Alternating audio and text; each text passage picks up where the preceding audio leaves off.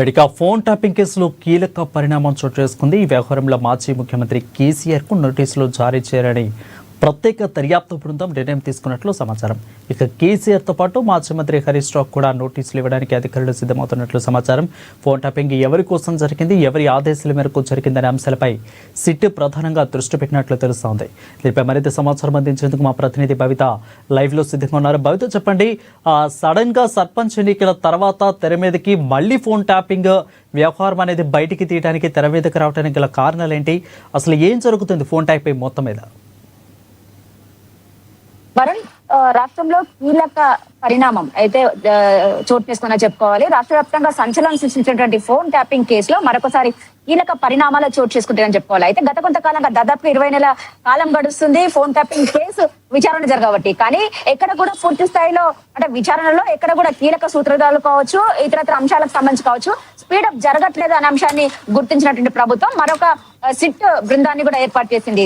దానికి అనుగుణంగానే అయితే ముందు నుంచి దాదాపు 20 నెలల కాలం నుంచి కూడా ఇప్పటికే చాలా మందిని విచారించారు, కొంతమందిని అరెస్ట్ చేశారు. కానీ అక్కడ వరకే స్టాప్ అయిపోతుందే తప్ప మరింత ముందుకు వెళ్ళట్లేదు అని చెప్పేసి కూడా ఇప్పటికే ప్రభుత్వం గుర్తించడంతో పాటు ఫోన్ ట్యాపింగ్ అంశాన్ని మాత్రం చాలా కీలక అంశం. ఎందుకంటే ప్రతి ఒక్కరు ఫోన్లు ట్యాప్ చేయాల్సినటువంటి అవసరం ఏమొచ్చింది అని చెప్పేసి కూడా ఇప్పటికే ప్రభుత్వంతో పాటు ఇతర రాజకీయవేత్తలు కావచ్చు కూడా ఇప్పటికే ప్రభుత్వం పైన ఒత్తిడి చేసినటువంటి నేపథ్యం కనబడుతుంది. అయితే తాజాగా ఏదైతే సిపి సజ్జనార్ నేతృత్వంలో మరొక సిట్ బృందాన్ని కూడా ఏర్పాటు చేసింది. ఈ సిట్ బృందం ఏర్పాటు అయినప్పటి నుంచి కూడా కొంత ఈ యొక్క దర్యాప్తుని వేగవంతం చేసిందనే చెప్పుకోవాలి. అయితే ముఖ్యంగా ఏదైతే గత ప్రభుత్వంలో ఫోన్ ట్యాపింగ్ కి పాల్పడినటువంటి సూత్రధారులు ఎవరు అనే అంశాన్ని గుర్తించాలి. అంటే ఎవరి ఆదేశాల మేరకు ఫోన్ ట్యాపింగ్ జరిగింది అనే అంశాన్ని గుర్తించడం కోసమే మరొక సిట్ బృందాన్ని ఏర్పాటు చేసింది. అయితే ముఖ్యంగా ఏదైతే గత కొంతకాలంగా జరుగుతున్నటువంటి విచారణలో ఎటు తేల్చలేని పరిస్థితిలో ఆ బృందం ఉందని చెప్పేసి గుర్తించినటువంటి ప్రభుత్వం ఏదైతే అంటే కొన్ని కేసులు ఛేదించడంలో, కీలకమైనటువంటి కేసులు ఛేదించడంలో చాలా క్రియాశీలక పాత్ర పోషించడంతో పాటు ప్రత్యేక గుర్తింపు ఉన్నటువంటి సజ్జనార్తో మరొక సిట్ బృందాన్ని ఏర్పాటు చేసింది. ఇప్పుడు ప్రస్తుతం ఈ సజ్జనార్తో కూడినటువంటి సిట్ బృందం అయితే విచారణ కొనసాగిస్తూ వచ్చింది. అయితే గత కొంతకాలంగా అయితే ఫస్ట్ కస్టడీలో ఎలాంటి విషయాలు వెల్లడించలేదని చెప్పేసి గుర్తించినటువంటి సిట్ మరొకసారి ప్రభాకర్ రావు అంటే కీలక సూత్రధారులు అంటే కీలకంగా ఉన్నటువంటి కీలక నిందితులుగా ఉన్నటువంటి ఎస్ఐబి చీఫ్ ప్రభాకర్ రావుని ప్రస్తుతం మరొకసారి 2వ విడత కింద విచారిస్తున్నటువంటి నేపథ్యంలో తాజాగా విచారణ జరిగినటువంటి నేపథ్యంలో ప్రభాకర్ రావు మాత్రం కేవలం అంటే మాజీ డీజీపీతో పాటు ఏదైతే ఇతర ఇంటెలిజెన్స్ అధికారులుగా ఉన్నటువంటి అనిల్ పేర్లనే అంటే డీజీపీ మహేందర్ రెడ్డితో పాటు అనిల్ ఆదేశాలతోనే నేను ఏదైతే ఫోన్ ట్యాపింగ్ కి పాల్పడ్డానని చెప్పేసి వీళ్ళిద్దరి పేర్లనే ప్రధానంగా చెప్తున్నటువంటి నేపథ్యంలో ఇప్పటికే వాళ్ళిద్దరిని కూడా విచారించి వాళ్ళ యొక్క స్టేట్మెంట్ ను కూడా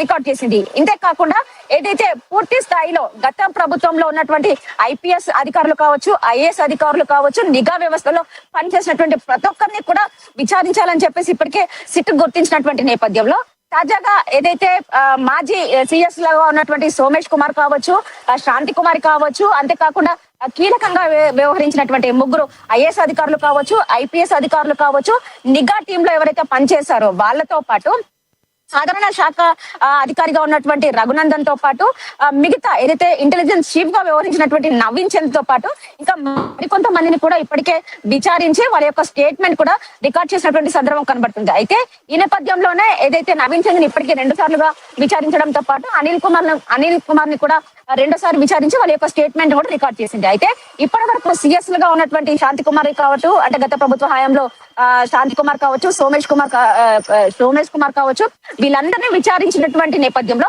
వాళ్ళు చెప్పినటువంటి విషయాలు కొన్ని క్లియర్ గా అర్థమవుతుంది. కేవలం ఎస్ఐబి చీఫ్ గా ఉన్నటువంటి ప్రభాకర్ రావు అప్పుడు అంటే కొన్ని వేల ఫోన్ నెంబర్లు తీసుకొచ్చి ఏదైతే ఫోన్ ట్యాపింగ్ సంబంధించిన అంశంలో ముందుకెళ్లాలని చెప్పారో కేవలం వాళ్ళు చెప్పినటువంటి నేపథ్యంలోనే మేము ముందుకెళ్ళామే తప్ప కానీ అందులో ఉన్నటువంటి వేల ఫోన్ నెంబర్లు ఎవరి అని చెప్పేసి కూడా మేము గుర్తించలేకపోయాము అని చెప్పేసి కూడా వాళ్ళు చెప్పినటువంటి నేపథ్యం కనబడుతుంది. కొన్ని అంటే రైట్ అయితే మాజీ సీఎం కేసీఆర్ కి హరీష్ రావు కూడా నోటీసులు ఇచ్చేందుకు కూడా సిద్ధమవుతున్నట్లు తెలుస్తోంది. దీంట్లో అసలు ఎంతవరకు వాస్తవం ఉంది? ఇటు పక్క చూసుకున్నట్లయితే అధికారులు అందరూ కూడా చేతులు వేళ్ళన్నీ కూడా వాళ్ళ వైపే చూపిస్తోంది. బట్ ఇక్కడ పూర్తి సమాచారం అయితే రాలేదు. బట్ ఇక్కడ మాత్రం వీళ్ళ పేర్లు అయితే స్పష్టంగా కనిపిస్తూ ఉన్నాయి. వీళ్ళకే నోటీసులు ఇచ్చేందుకు కూడా సిద్ధమవుతున్నట్లు తెలుస్తోంది. దీంట్లో అసలు వాస్తవం ఎంతవరకు ఉంది? ఎస్, ఖచ్చితంగా. ఎందుకంటే గత ప్రభుత్వ హయాంలోనే ఫోన్ ట్యాపింగ్ అంశం అనేది చాలా కీలకమైనటువంటి అంశం. అంటే ఎవరి ప్రమేయం లేకుండా అయితే ఫోన్ ట్యాపింగ్ జరగదు. అయితే ఎవరిని ప్రశ్నించినా కూడా ఇప్పటి వరకు పూర్తి స్థాయిలో విచారణ జరిపినటువంటి వాళ్ళందరినీ చూసినా కూడా కొంతమంది అరెస్టులు, అంటే తిరుపతన్న కావచ్చు, భుజంగారావు కావచ్చు, ప్రణీతరావు కావచ్చు, ఇట్లా కొంతమందిని విచారించడం, కొంతమందిని అరెస్ట్ చేసి జైల్లో పెట్టడం, ఇలాంటి అంశాలన్నిటిని కూడా మనం చూసినట్లయితే వాళ్ళందరూ కూడా వాళ్ళ పై స్థాయి అధికారులు చెప్తేనే మేము ఫోన్ ట్యాపింగ్ కి పాల్పడ్డామని చెప్పేసి వాళ్ళు చెప్పడము.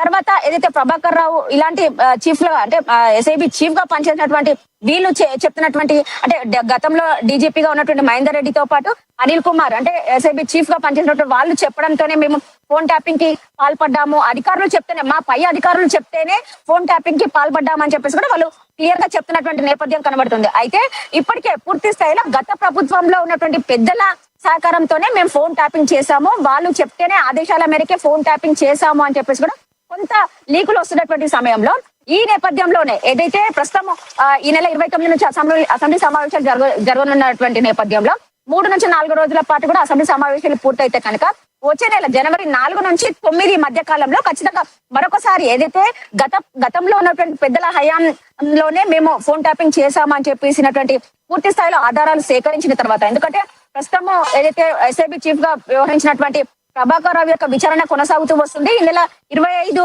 ఈవినింగ్ 10 o'clock వరకు కూడా వాళ్ళ యొక్క విచారణ సమయం ఉన్నటువంటి నేపథ్యంలో ఇప్పటికే కొన్ని కీలక ఆధారాలు సేకరించడంతో పాటు మరొక 3 రోజులు సమయం ఉన్నటువంటి నేపథ్యంలో మరిన్ని ఆధారాలను సేకరించడం, ఇప్పటికే ప్రభాకర్ రావు చెప్తున్నటువంటి వాళ్ళందరి యొక్క స్టేట్మెంట్, అంటే వాళ్ళ ముందే, అంటే ప్రభాకర్ రావు ముందే అతను చెప్తున్నటువంటి ఎవరైతే ఉన్నారో, అంటే నేను ఎవరు చెప్తే వాళ్ళు ఫోన్ ట్యాపింగ్ చేశానని చెప్పేసి కొంతమంది కీలకమైనటువంటి పేర్లు చెప్తూ వస్తున్నారో వాళ్ళ ముందే వీళ్ళని విచారించడము, ఇవన్నీ కీలకమైనటువంటి అంశాలు, అంటే ఆధారాలు సేకరించిన తర్వాత ఖచ్చితంగా గత ప్రభుత్వంలో ఉన్నటువంటి పెద్దల హయాంతోనే ఏదైతే ఫోన్ ట్యాపింగ్ కి పాల్పడ్డామని చెప్పేసి కీలకమైనటువంటి అంశాలను తీసుకొచ్చి దాని తర్వాత వాళ్లకు ఏదైతే గతంలో ఉన్నటువంటి వాళ్ళు కీలకమైనటువంటి వాళ్ళు కేసీఆర్ తో పాటు హరీష్ రావు, వీళ్ళు చెప్తేనే ఫోన్ ట్యాపింగ్ కి పాల్పడ్డామనే అంశాన్ని కూడా ఖచ్చితంగా విచారణలో సేకరించిన తర్వాత ఏదైతే ముందస్తుగా ఏదైతే సిట్ ఎప్పుడైతే కొత్తగా ఏర్పాటు చేసిందో సిపి సజ్జనార్ నేతృత్వంలో ఏర్పడినటువంటి సిట్ కొంత దూకుడుగా వ్యవహరించేటువంటి అవకాశం ఉన్న నేపథ్యం కనబడుతుంది. అసెంబ్లీ సమావేశాలు పూర్తయిన తర్వాత దాదాపు జనవరి 4th వరకు అసెంబ్లీ సమావేశాలు జరిగే అవకాశం ఉన్న నేపథ్యంలో 4th తర్వాత దాదాపు 5 రోజుల వ్యవధిలో, అంటే 9th లోపు పూర్తి స్థాయిలో వాళ్ళకు సిట్ నోటీసులు ఇచ్చి, అంటే ఎందుకు ఫోన్ ట్యాపింగ్ చేపియాల్సి వచ్చింది అనే అంశానికి సంబంధించి కీలక ఆధారాలు ఎవరు చెప్తే చేశారు అనే ఆధారాలు రాబట్టిన తర్వాత అందులో ప్రమేయం ఉన్నటువంటి కేసీఆర్